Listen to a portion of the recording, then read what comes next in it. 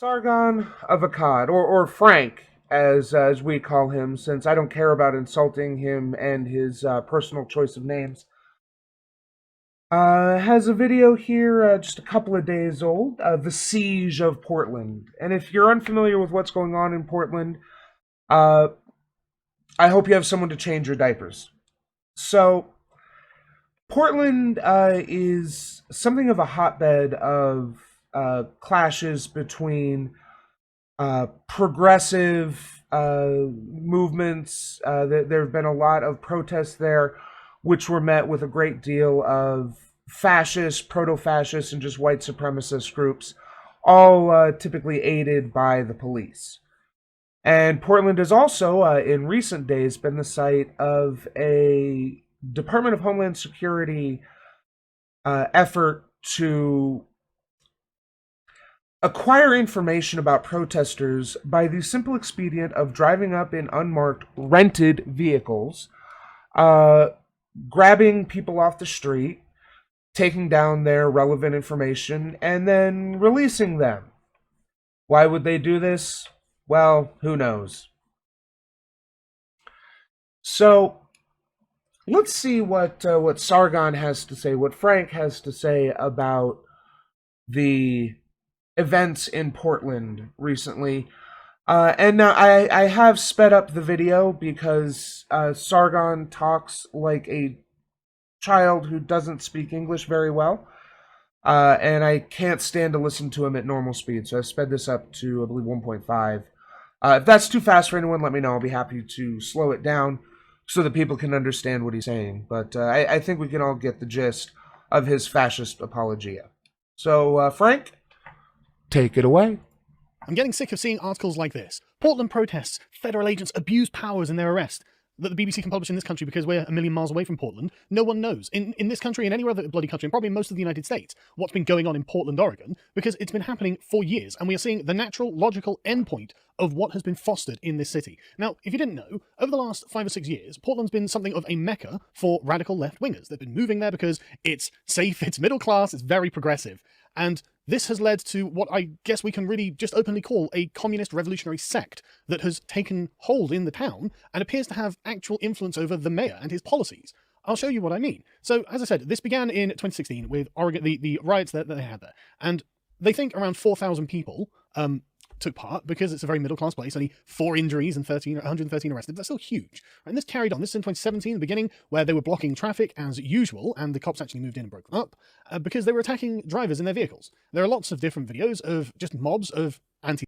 This is something I need to look a little bit more into, but I would be very curious as to why they were attacking random drivers.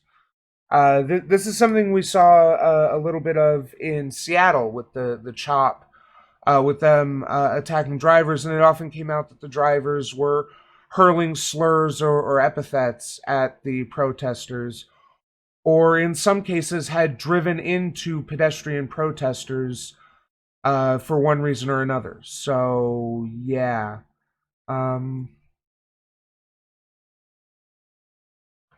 Yeah. Antifa, mostly white, mostly middle-class, university-educated, privileged prats attacking people in their vehicles. And you think, okay, that's mad, isn't it? You know, I mean, there's lots of footage because they're all filming it. They're not ashamed of what they're doing at all, even though I would say, I mean, this is just a random guy in his car. I would say this is absolutely terrible. And thankfully, you know, a bunch of them end up getting arrested. What a bloody group. What an absolutely predictable-looking group of people to be part of Antifa. But it just never goes on. This is in 2018, October 2018, and it's just continued. The same sort of attitude, the same kind of communist... Notice the idea, a predictable sort of group to be a member of Antifa. Keep in mind, Sargon got his start in the anti-SJW, blue-haired feminist movement. So, yeah. The fact that there was one person with abnormally colored hair in that group. But the rest of these people look like normal people. Communist politics being a revolutionary LARP being played out in the streets of Portland. And then in 2019, it started getting a bit more serious. Because again, these just carry on. This is the culture of Portland is to protest against the white supremacist capitalist patriarchy. Like it's... Anytime Andy Ngo is involved, it's almost guaranteed that he instigated someone and then started filming as soon as his instigation bore fruit. Which is why the best thing to do about Andy Ngo is to simply ignore him.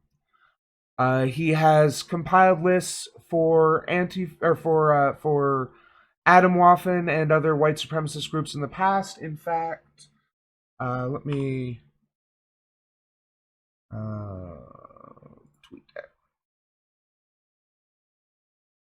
I retweeted this a day or so ago, and I want to make sure I get the proper. I don't want to be responsible for doxing.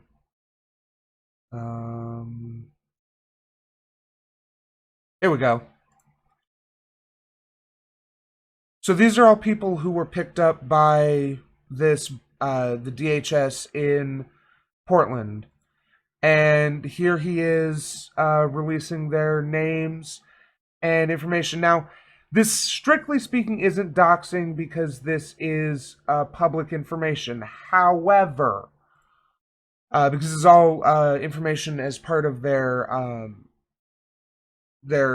booking information, where it's also taken from, which is public information. This is not, strictly speaking, doxing. However, what this is him releasing information about the protesters who were arrested, which would conveniently be useful information for anyone trying to get, shall we say, retribution against the against the protesters. And of course, we also see Mr. Dan Crenshaw of dubious fame here, retweeting the information Andy Neal is putting out. But he's just a good conservative, right? It's just, that's endemic in that city. Andy No was attacked in the street where he was punched repeatedly in the face after being assaulted in various other ways. He ended up getting some sort of aneurysm on the brain or something like that. He had bloody eye and whatnot. It looked pretty... Yes, an aneurysm, which you definitely recover from within a day or two, so you can go on Dave Rubin's show. Serious. Obviously, no one in the media cared, even though this was journalists being beaten up by communist revolutionaries in the street, because Andy No's name to them is Satan. They hate Andy No in the same way the feminists hate me. They think Andy No is an evil force. And he absolutely is. I mean, what's Andy No is a threat. Is a threat to our community and gives kill list to Atomwaffen often. This is a meme a couple of years ago. They actually put it up in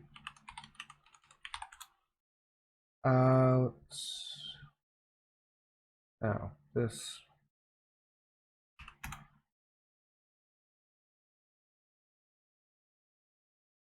Yeah, that didn't actually. Yeah. They actually put this up on his. They put a sign of this up in a hotel he was at because he has. There's been video evidence of him conspiring with far right groups, and yeah, pretty bad. And in 2019, it started getting more serious because you'd get opposition groups who didn't like seeing American cities being taken over by communists, people who describe themselves as patriots. In fact, this one was called Patriot Prayer, I believe. Wait. Is he conflating Patriot Prayer with Antifa? Because Patriot Prayer is explicitly... I may be misunderstanding what he's saying here. Let me back it up a little bit. In the media cared, even though this was journalists being beaten up by communist revolutionaries in the street, because Andy No's name to them is Satan. They hate Andy No in the same way the feminists hate me. They think Andy No is an evil force. And to address this point here, yes, because just like you spread misinformation and incorrect information about feminists and feminism, Andy Neal regularly spreads misinformation about Antifa and Antifa activities. It's guaranteed that when Andy Neal spreads a video, it's been doctored or edited in such a way to tell the narrative he wants to, even if the actual events were the opposite of what occurred. in 2019, it started getting more serious because you'd get opposition groups who didn't like seeing American cities being taken over by communists, people who describe themselves as patriots. In fact, this one was called Patriot Prayer, I believe, who just want to support, as far as I can tell, Americanism and what they seem to be. Ah, yes, Americanism, white supremacy. For those who don't know, Patriot Prayer is one of these militia groups who are dedicated to the spread of white supremacy under the guise of opposing Antifa. So if you're opposing Antifa, and Antifa is specifically about opposing fascism, right there in the name, anti-fascist, then what does that make you? Perceiving is communism trying to just overthrow Americanism, which I guess is what we ended up seeing in Seattle with the Chaz. These people would love to set their own Chaz, especially as, they joined in heavily. So I know I'm partially responsible for the spreading of this narrative about the Chop or Chaz, that it was a new Paris Commune, that it was this anarchist cabal in the heart of Seattle. And I take responsibility for that. That was somewhat less than responsible of me, because that was not either what was intended or what it ended up being. The change to this Capitol Hill occupied protest is more accurate to what it was. It was not intended to be a self-sufficient commune, and it never became such. It was just an ongoing protest in the area that apparently got pretty quickly co-opted by some neoliberal shits from some stuff I've been reading. So, but that is just because some people wanted to set up their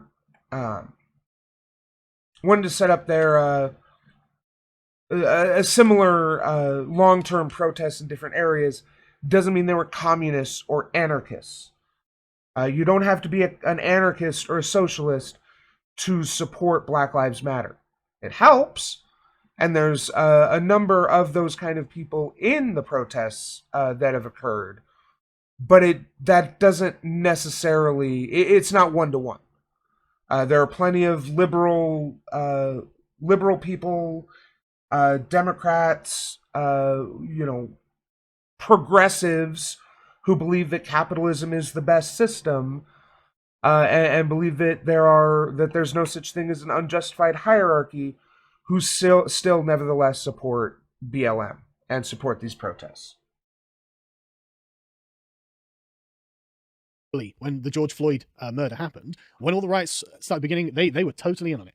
As you can see, thousands and thousands of people, all social distancing very diligently back in May. And then it's funny that they keep pointing this out when there's been multiple studies that have demonstrated that the protests did nothing to spread the virus, or did very little to spread the virus. Because the majority of people who were out there were young and had been social distancing and been practicing safe procedures previously, so they were unlikely to be infected, and wore masks as part of it, so that helped prevent the spread. Moreover, there was a great deal of, particularly in the CHOP, hand washing and hand sanitizer available to help prevent the spread there. Masks were very common, both because they help prevent the spread and help prevent identification. Moreover, there's some evidence that among people who were native to the areas where large protests happened, they tended to practice more social distancing out of an abundance of fear spread by the media of these protests. I remember here in my home, the night, like when the first riots and protests in Minneapolis happened, when the precinct burned in Minneapolis, there were some opportunistic riots in my area that had nothing to do with the protest. This wasn't a protest that got out of hand or that was provoked to violence. It was just people who were like, hey, there are people rioting all over. Let's take advantage of that chaos and maybe get a new game system or a new stereo or a new TV or whatever. And they broke some windows and stole some stuff. And we were on lockdown for like a week. Like literal, like 7 p.m. curfew or some bullshit like that. Business had to close early. It was stupid. Especially since the riots stopped after like 2 days. And then they take to the streets with "I can't breathe." You know how this goes. You know the story because this happened in so many different cities. They go in and ransack the Justice Center. Then they sort of move down to the business district shouting "expropriate." And that's how we know that this is a communist movement, because that's a communist phrase. No one else, outside of probably some arcane civil servant, has ever used the term expropriate, because it means to seize without compensation. Who does that? Thieves, usually, or communists. Communist bandits, incidentally. And so they march down, chanting communist rhetoric, and start looting all of these stores. I mean, don't get me wrong, I'm never going to shed a tear for Louis Vuitton. Last year, I had to buy my wife a Louis Vuitton bag. So to be honest with you, it was a bit schadenfreude for me watching this store getting kicked in after I had to pay that much for the goddamn bag. But either way, it's wrong. It doesn't matter whether I'm enjoying watching it or not, it's still wrong. So afterwards, they start firing. You know what's more wrong? The exploitation Louis Vuitton engages in to produce those bags, and the ludicrous prices they charge for what are essentially status symbols.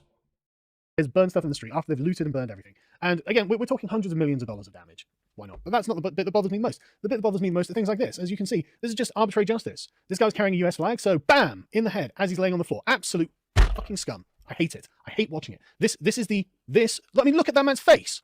Look at what they have done, because he was carrying an American. I mean, he was carrying an American flag and likely spouting some proto-fascist rhetoric, especially if Andy Ngo is focusing in on him. And yeah, one good kick to the head, which is all I could see, could definitely cause that much blood, even if it's a minor wound. I mean, that could just be a broken nose, which sucks to get a broken nose, but you're going to bleed a lot from it, but it's not going to, like, debilitate you or whatever. American flag.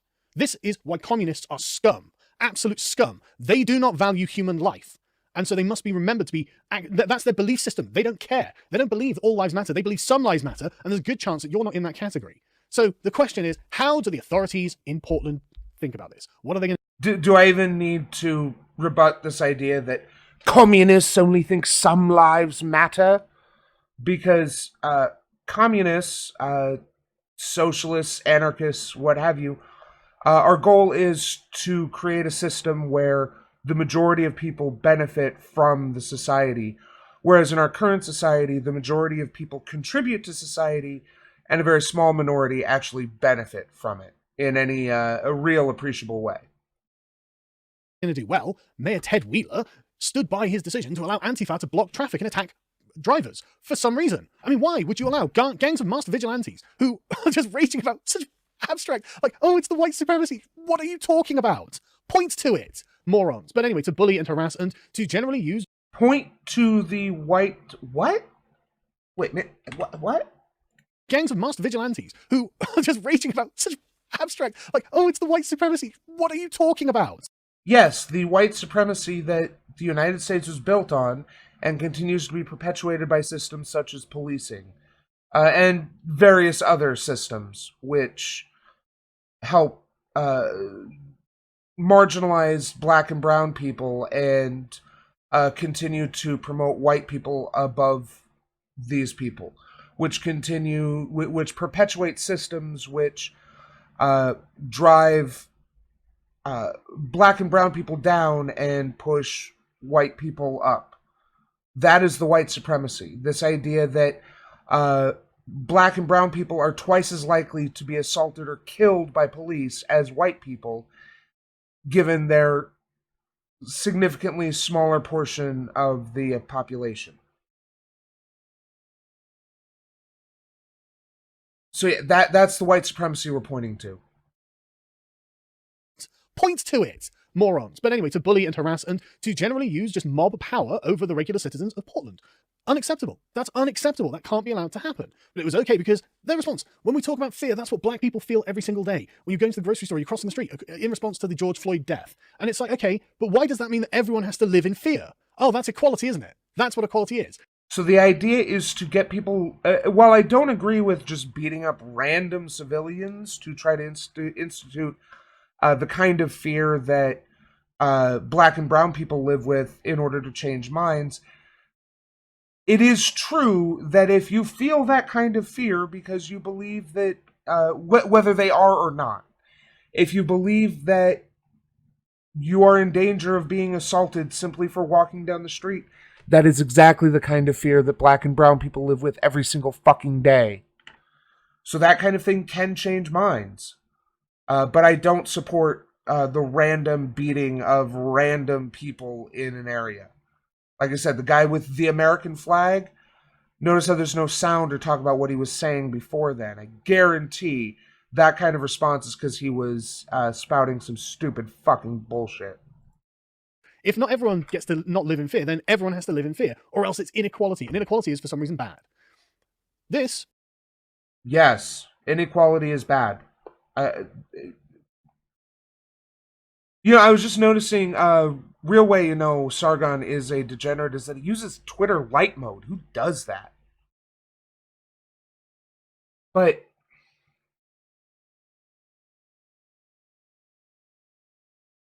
there, continue. was just nonsense, and this has fueled a narrative that has been going around, and I've literally heard, that it is white supremacists wearing black lycra suits who are going into Portland and causing the trouble, and in not just in Portland, but in other situations. And then that argument was expanded by Black Lives Matter activists to mean that white supremacists were committing the murders in black neighborhoods in Chicago, in Detroit, and other cities like this. Like, no one. So just because people are arguing that there's a large number of white supremacist instigators in these protests, which cause them to turn violent, doesn't mean that people are saying that there are white supremacists going into areas of high crime and violence in places like Chicago and New York. That's absurd. No one says that.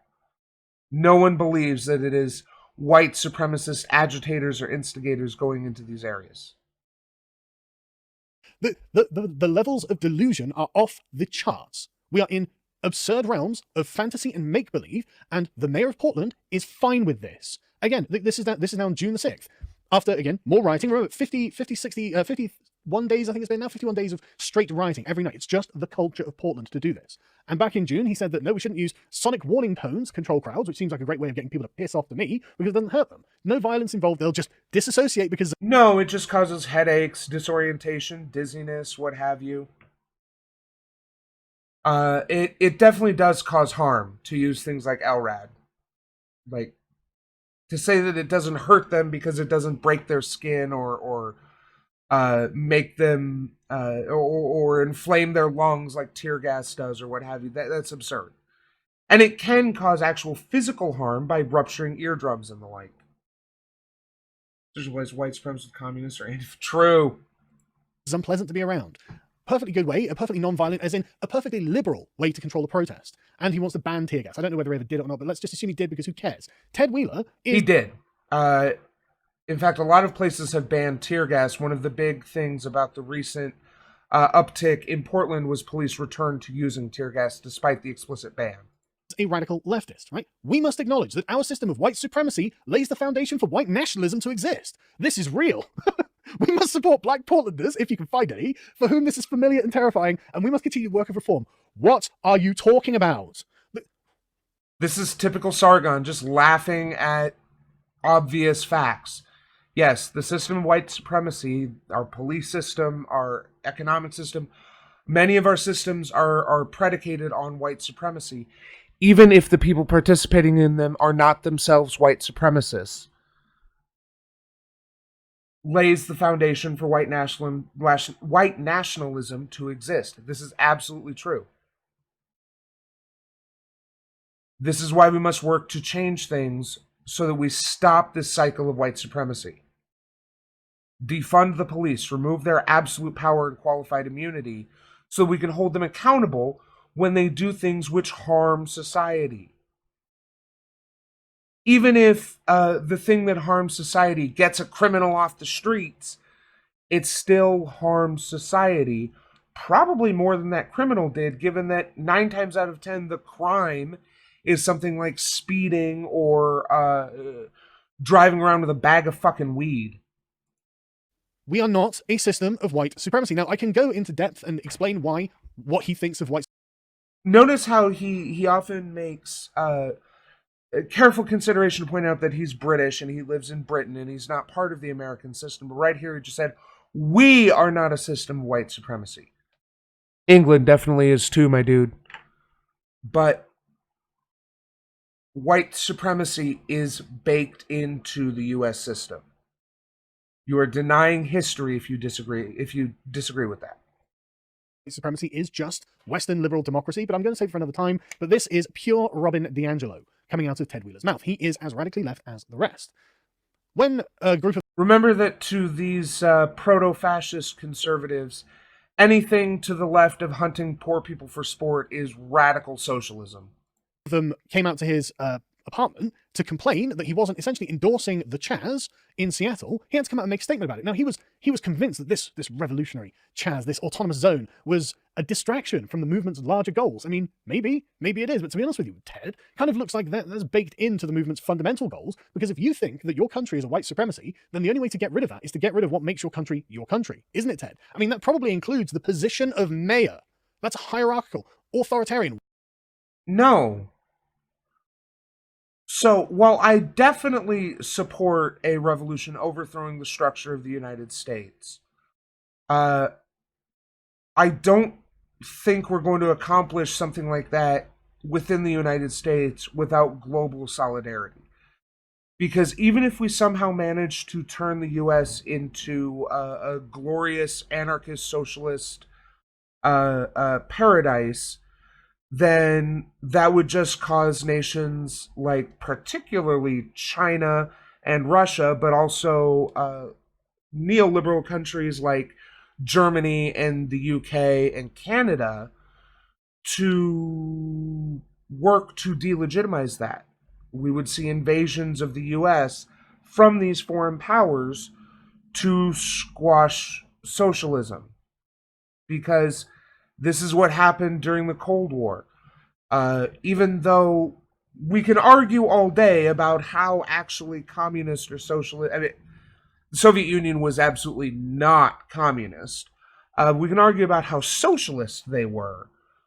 But the Cold War was all about preventing the spread of socialism, because the powers in America at the time were terrified of Americans realizing that they had the power to create a better world. We just had to stand up and take it. So I don't think we're going to see some grand revolution in America in our lifetime,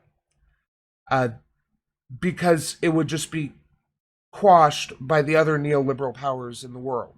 That's why we need to build global revolution, and that takes a lot of time and effort. But we're not trying to so in the meantime, in the short term, we're trying to improve things for people here. And that means changing the systems we have within the existing superstructure to make them less systemically racist, less systemically white supremacist. We can do that while maintaining positions such as mayor. I'm saying this as an anarchist.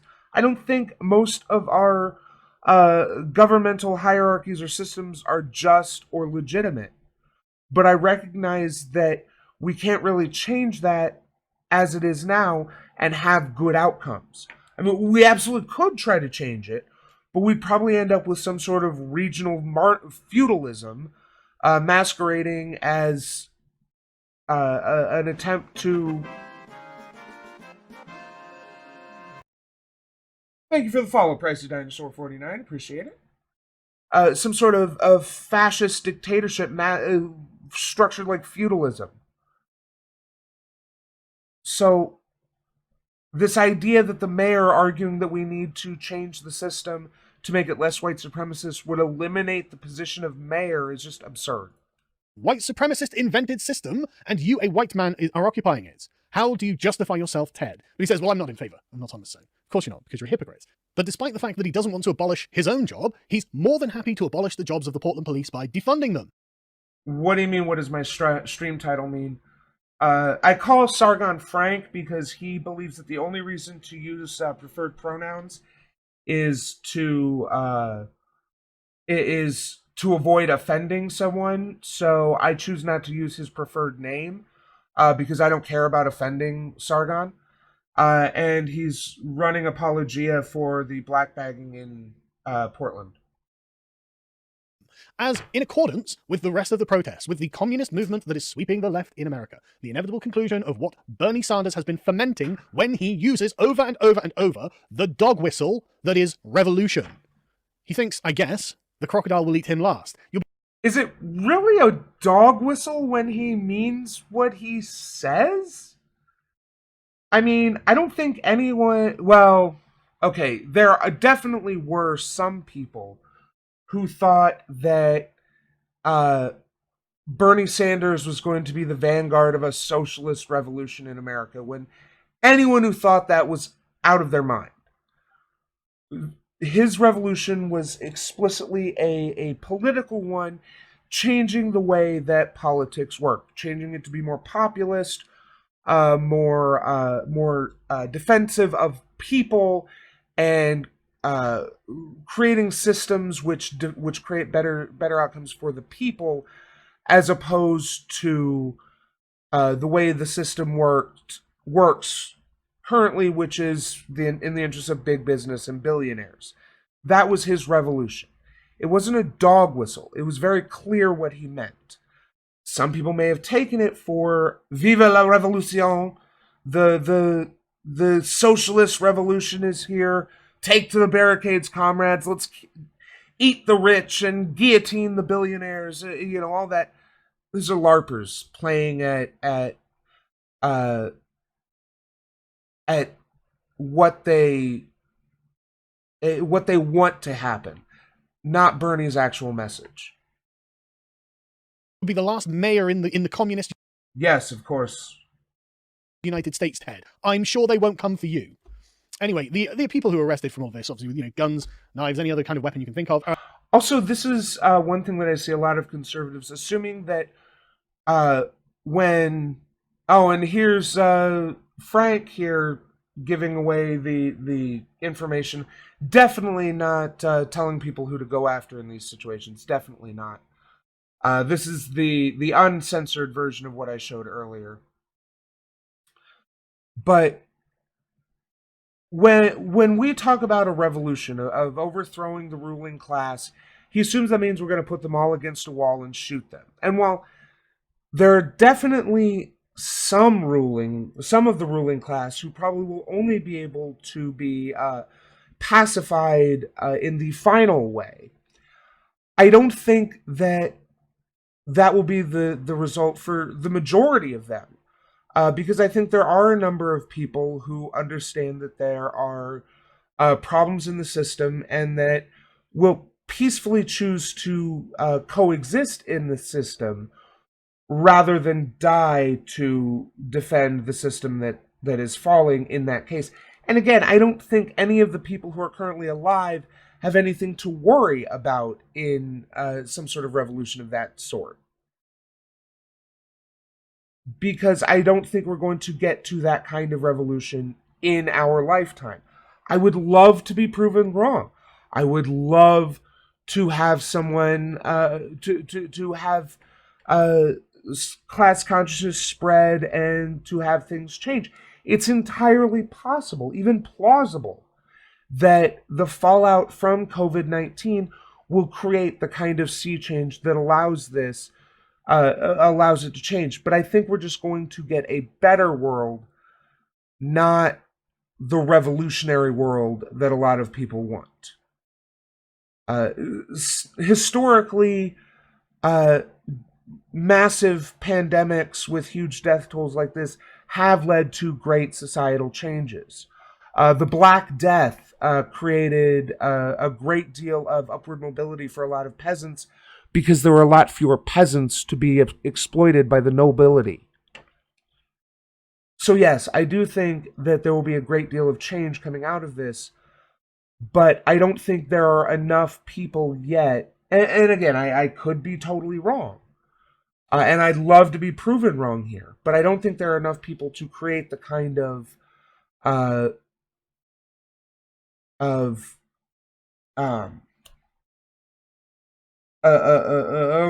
revolutionary fervor to create to worry these kind of people like the mayor he's talking about.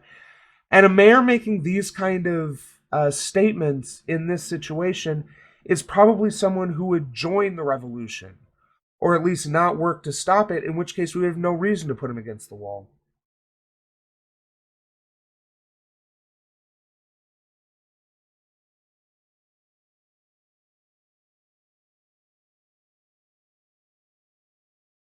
How long what will last, Pricey Dinosaur?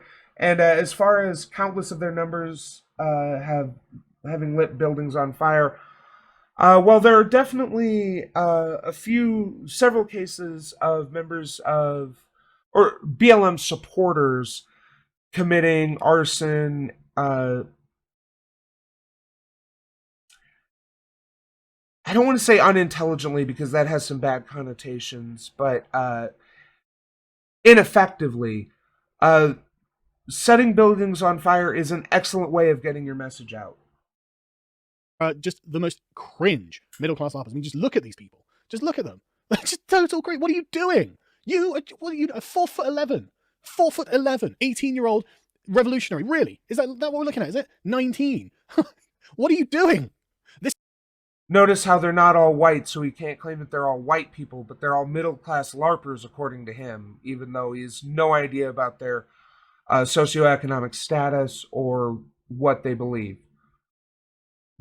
He's just making statements about them based on the fact that they were picked up as protesters. Of course, this feeds into his narrative that Portland is this safe, white, middle-class haven, and that's why so many leftists move there, because it's safe and progressive, when it really is just that the Pacific Northwest is fairly progressive in general, for a few reasons that I'm not entirely certain about. I want to do a little more research into that, why it is that Washington and Oregon are so progressive. If it's just a series of good politicians, if there's something in the water, or what it is about that area that makes it so prone to progressive politics. But also this tendency of once an area gets a reputation for progressive politics, progressives tend to move there, which is one of the issues with our political system these days.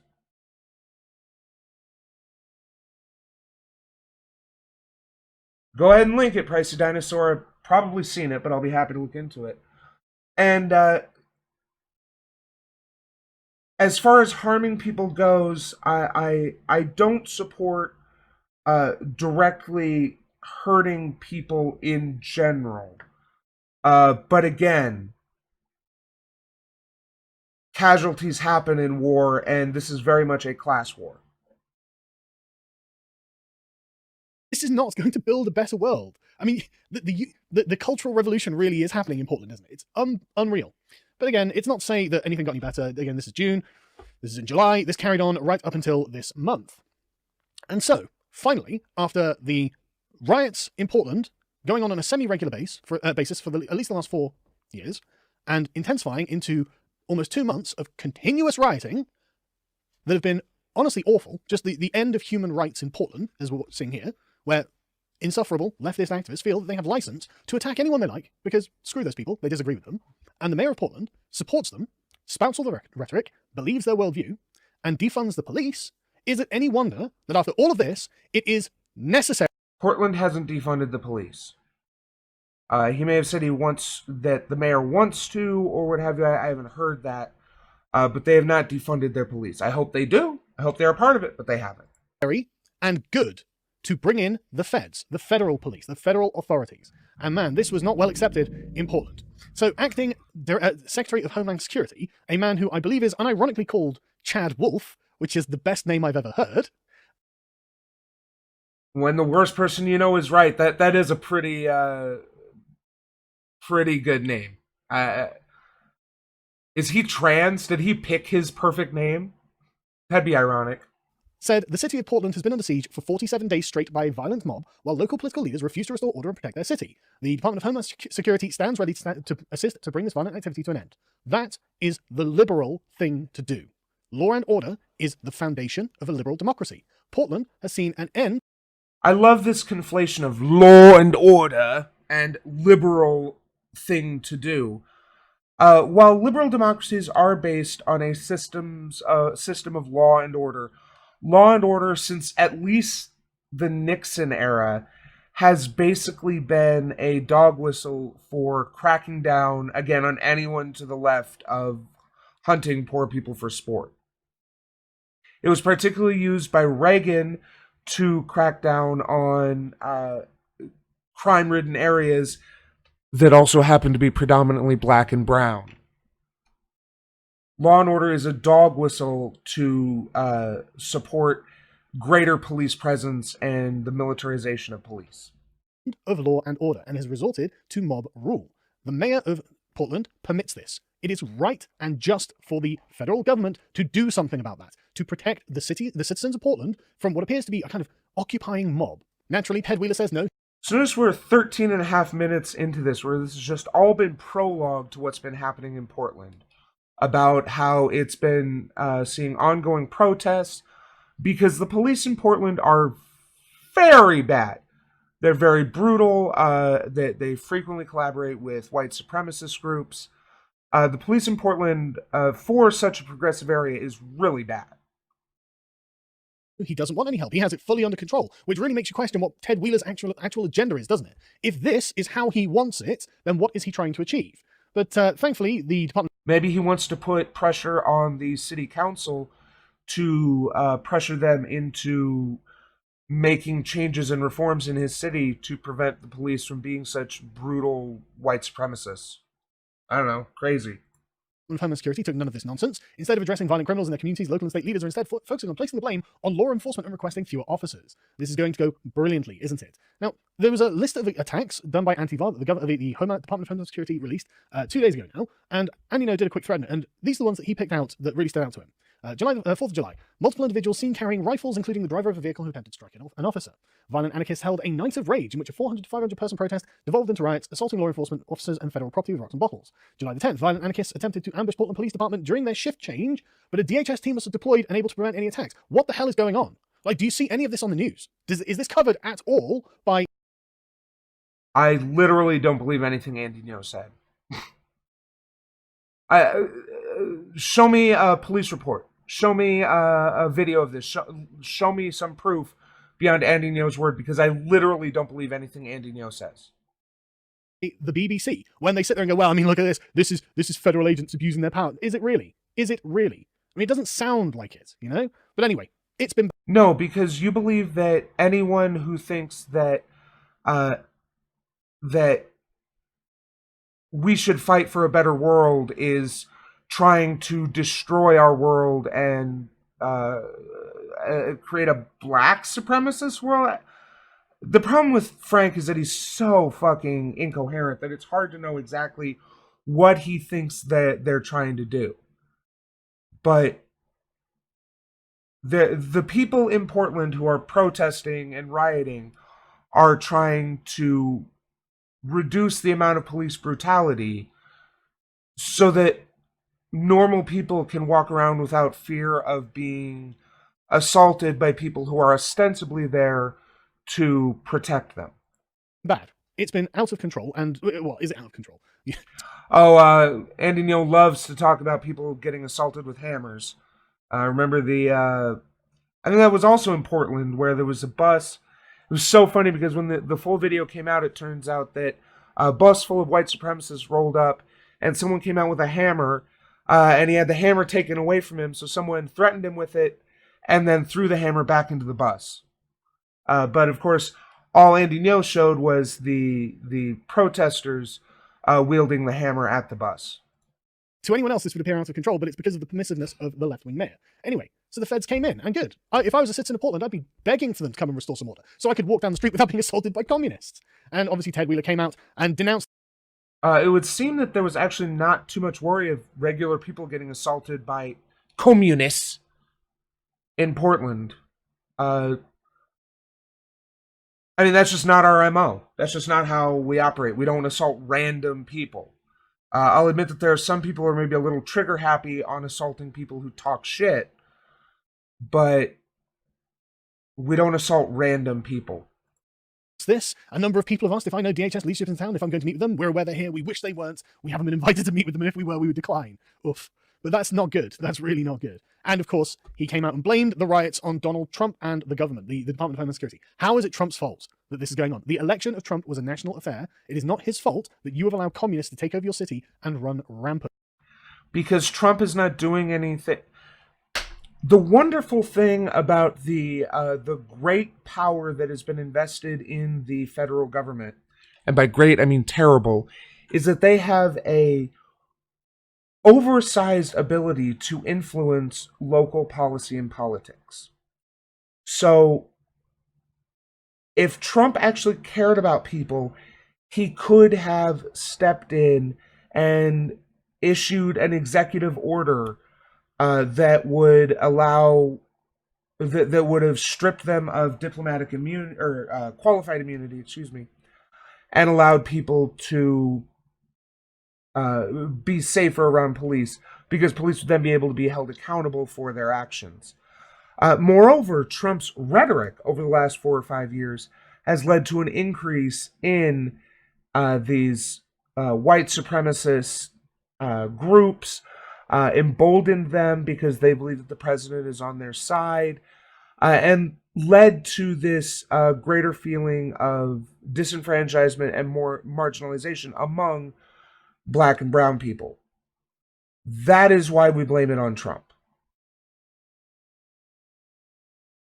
And Trump's tone at the top also prevents Congress, particularly the Senate in the post-2018 world, from making any significant changes to national police laws, such as requiring a national, such as creating a minimum standard for police training, which right now, I don't know if there is a federal minimum standard, but the average police training is less training than I got to take calls for a satellite radio company.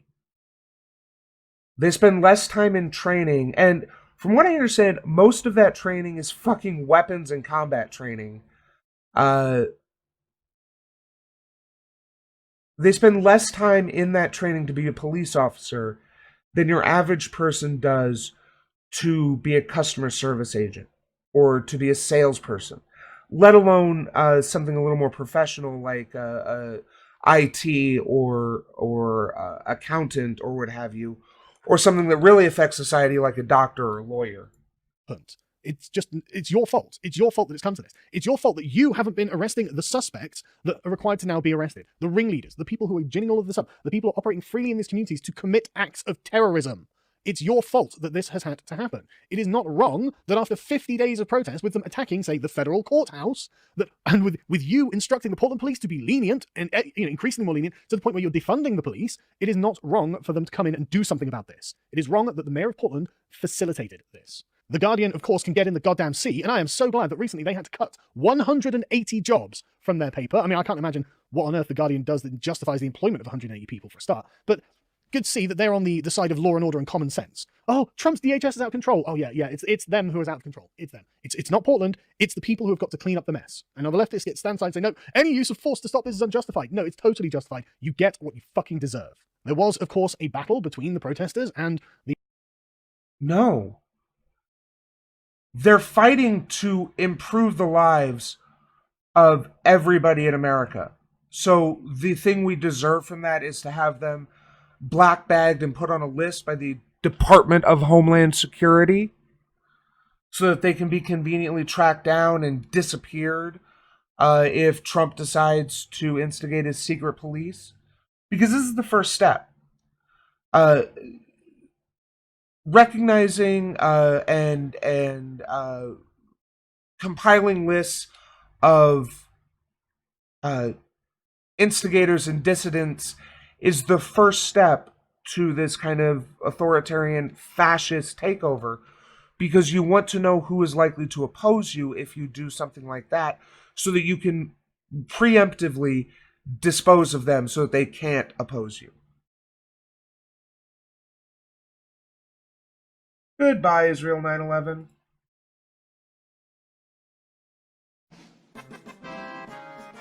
And new followers gone.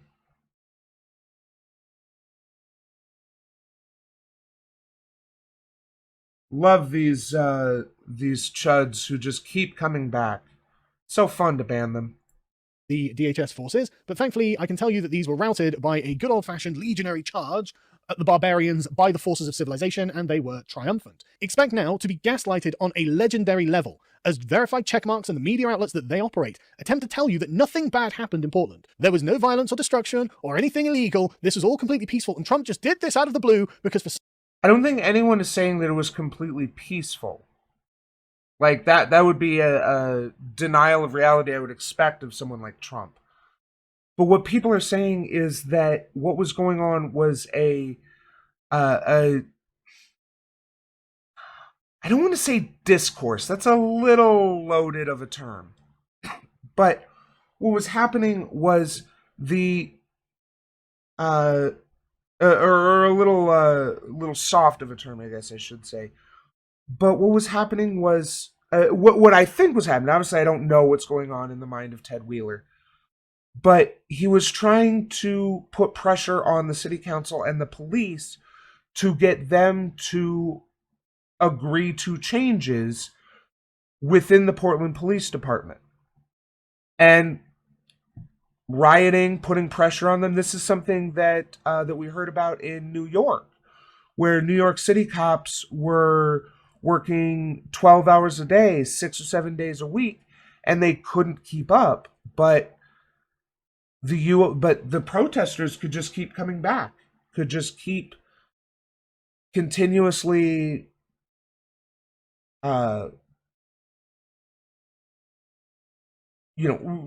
putting new people out on the streets, because they don't have a finite supply of people they have to put through training. Anyone can be a protester.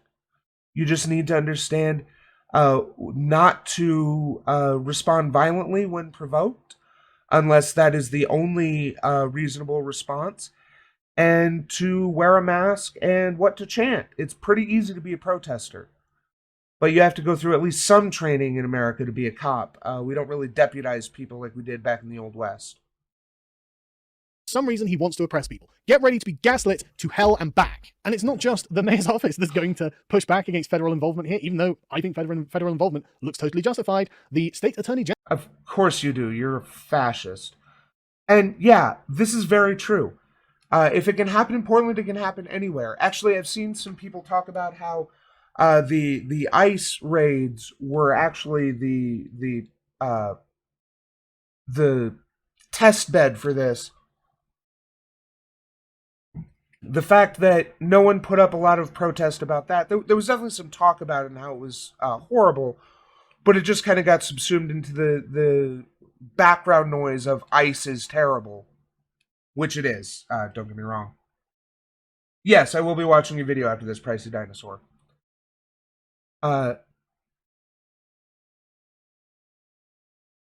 So this is not a test run. This is the rollout of this system of black bagging protesters and putting them in, taking down their information so that they can be compiled onto lists of dissidents. And if it can happen in Portland, it can happen anywhere, and that's a dangerous thing.